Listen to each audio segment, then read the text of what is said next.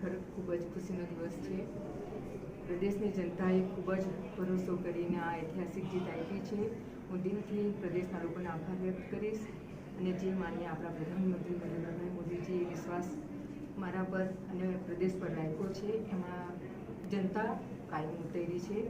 જરૂર વિશ્વાસ સાથે લોકોએ જનતાએ ખૂબ જ વોટ આપ્યા છે. તો હું પ્રદેશની જનતા અને આપણા ભારતીય જનતા પાર્ટીના બધા જ કાર્યકર્તા અને હોદ્દેદારોને દિલથી આભાર વ્યક્ત કરીશ કે જેમણે બધાએ જ મહેનત કરીને આજે ઐતિહાસિક જીત અપાવી બાબતે.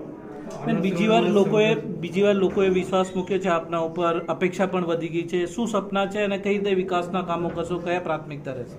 મેં 3 વર્ષ ખૂબ જ મહેનત કરી હતી. ફર્સ્ટ ટાઈમ હતી, અચાનક જ એવી પરિસ્થિતિમાંથી મેં જે જવાબદારી લીધી. મને ખુશી છે કે મેં 3 વર્ષ ખરેખર લોકો માટે જે સમસ્યા હતી એમના માટે મેં કામ કરી શકી. આવતા દિવસોમાં ઘણી બધી સમસ્યાઓ છે એમનું સમાધાન થાય એ દિશામાં હું જરૂર કામ કરીશ.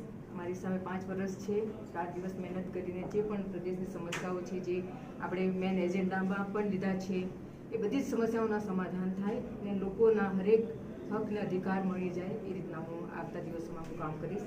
જેમાં રોજગાર હોય કે શિક્ષણ લગતા જે પણ આપણા પ્રશ્નો હોય બધા જ ઉકેલવાનો પ્રયાસ કરીશ આવતા દિવસોમાં. ધન્યવાદ.